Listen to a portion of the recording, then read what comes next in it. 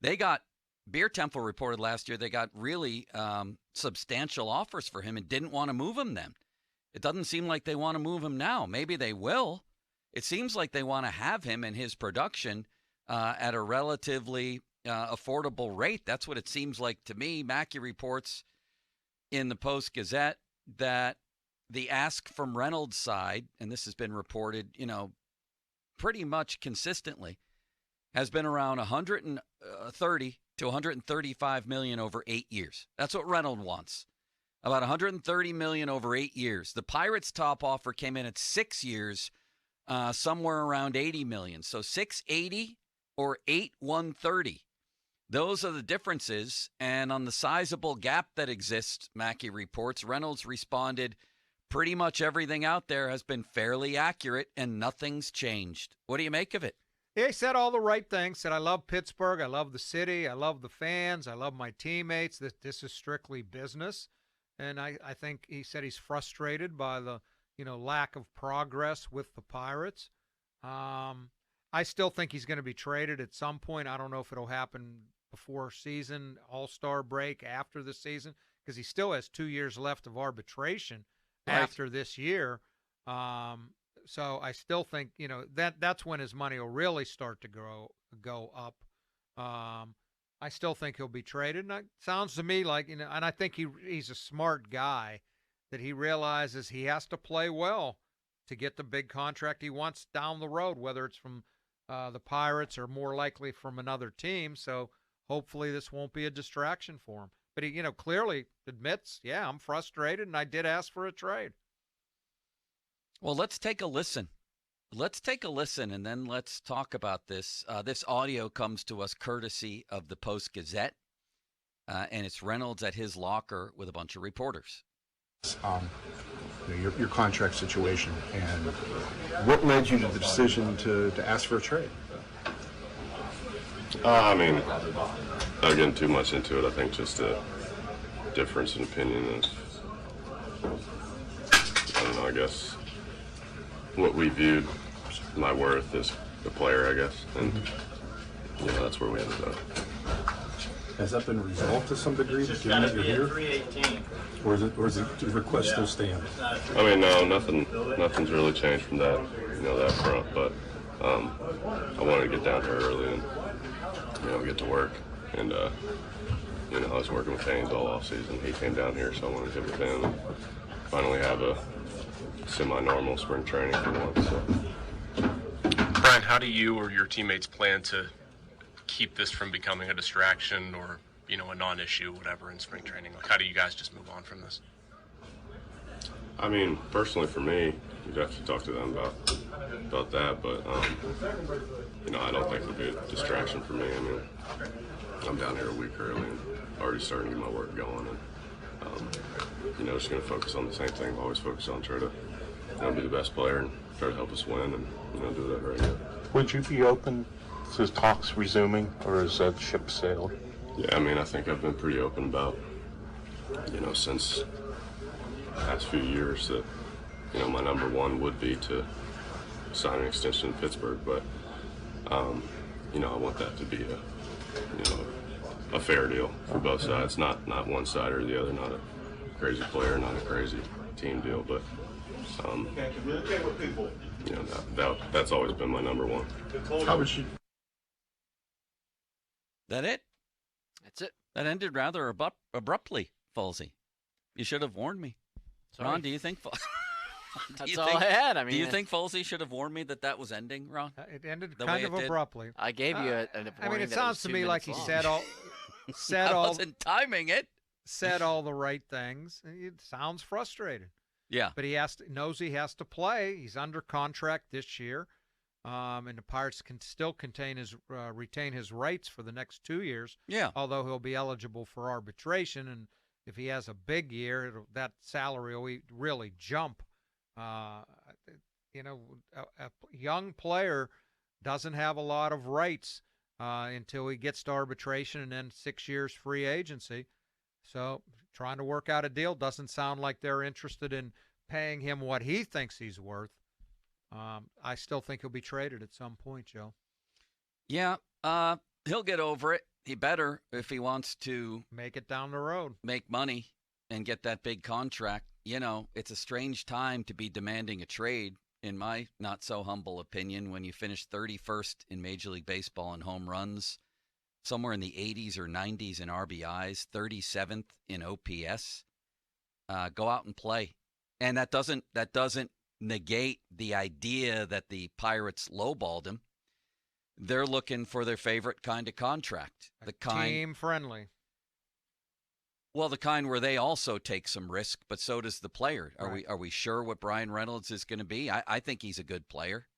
But yeah, team friendly deal. That's what they want. But they also have a guy, if they so choose, through his age 28 season at a very, very affordable rate. So I think they're actually in the driver's seat here. There's no doubt. Not him. There's no doubt they're in the driver's seat because they control his rights for 2 more years. Which 28, by the way, isn't necessarily all that young. Not in baseball terms, you're When you right. get to 30, right? Doesn't that the line of demarcation? Yeah, I'd be frustrated if I was him too. It's sort of a bad role. You know, some guys make it when they're 23, they're already a superstar. Then Right. they evolve, I'll play this till I'm 26 and then it's all in my court. By the time it's in his court, he's going to be looking at 30. Which for baseball players is the way that NFL teams look at running backs.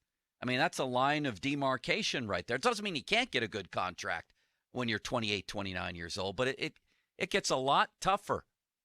People talk about collusion. I don't know that I'll go that far, but if you look at free agency, there's a lot of big deals out there, but also in recent years, there's been less of the 30-something guys signed. You know what I mean? Or approaching that. He's in a bad spot, but he's got no choice. And he hasn't put up superstar numbers. Right. You know, I thought I don't want to say stunk. I thought he was below average the first 2 months of last season. He did nothing. He was striking out a ton, and then he played well for the last 3 months or so. Yeah. But it doesn't remind you of a superstar, in my opinion. I mean, he maybe the best player they have, yeah, but not a superstar. I mean, he had fewer RBIs than McCutchen last year. You could point to things like the teams they played on, how many opportunities. I'd have to look at that closer. The year before, I thought he was a star. He's had 1 year where he was an absolute star. And obviously, the year before that, the COVID year, he was awful. Yeah. But his rookie But that was year, he only was a great, third, too. of the games. Yeah. In 2021, he got MVP votes. He hit 300. He had an OPS of 912. He had 90 RBI. He was really, really good. He was a star that year. Numbers-wise, that's inarguable. And then his first year, he was pretty darn good, too. Last year, he took a dip. And the pandemic year, okay, we'll write that one off. So one good year, one great year, one okay year. That's what we're looking at. We're still only, by the way, looking at a guy who's had 3 full seasons of Major League Baseball. 3. And yet he's 28, just turned 28 in January. So what would you guys like to see the Pirates up their offer and try to sign him? I would. Not to his numbers. Yeah, not to his numbers. But, yeah, I think they could afford – obviously they could afford to go a little higher. And this is a guy that, they seem to really like. As you said, they turned down a lot of stuff last year in a trade.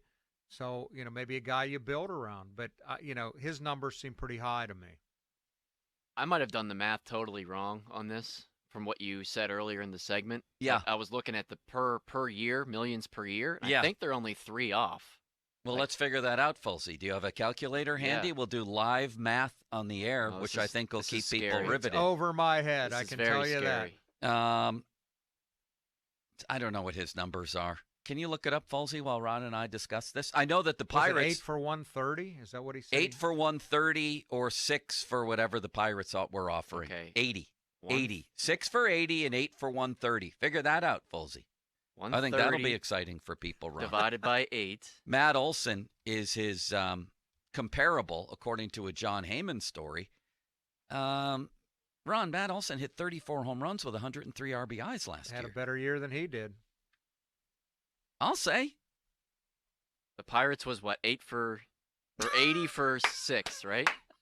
6 Yes, for 8. Fulsey. Okay, so here we go. All right. Per year, We're Yes. talking the Reynolds camp wants 16.25. Yes. And the Pirates are offering 13.33333333333. Thank you for But you're looking talking about 2 extra years. Yes, On what the he total wants. money. It's more total money in Right. 2 extra years. In 2 extra Oh, years. why should they offer him 8 years? Why should they? For a 28-year-old, I agree. I would say up it to his number annually at 5 or 6 years. See, I think they came in low with a team-friendly deal, but I don't think this looks like unbelievably cheap, insulting offer. No. They're less than, what are they, $3 million off per year? Yeah. I don't. It doesn't look that way to me. No, me neither. I mean, if you look at Jason Mackey's story in the Post-Gazette, he says that him and the Pirates are roughly $50 million apart in extension talks. When you put it like that, he's talking more total From money. 80 to 130. Right. Yeah. That makes it seem like I it's think worse. the 2 years at his age is what's really bothering them too. I think The so Pirates, too. The Pirates. Now, I guess it's fairer in baseball compared to the NFL to talk about total monies because it's all guaranteed, Yeah. right? Yep. So he is what's his total? 150, 140, 130. 130. And the Compared Pirates to, offered that's him 80. that is a $50 million difference in Right. total monies. Yeah. It is. Right. I just don't see why he and his camp believe that he's entitled to that right now. Because that's the way they always look at it. We're entitled to it, right? I mean, that's his age. I of don't trying to- understand their rationale. I Yeah. don't think they have sound rationale in thinking he's entitled to that. Yeah, I'm not blown away by him as a player. I like him. I think he's good. I'm not blown away. If you do the 16.25 million per year for 6 years, Yeah. it's almost 100 million. It's 97.5. Ron, do they just not want to set this precedent of a $100 million contract? don't I think- almost want them just to do it, just to get it over I with. don't think Jason there's Kendall's contract is still the highest ever. I don't think there's any question that they don't want that precedent. And I know Frank Coonley, when he was around back in the day, oh yeah, we're going to have one eventually. I just wonder when. He told us that on the air at a hotel downtown Pittsburgh before a Penguin game. I said, "Are you guys ever going to sign 100?" Oh yeah, we'll sign a guy. Oh to yeah, 100. Oh, absolutely. Yeah, that was 10 years ago.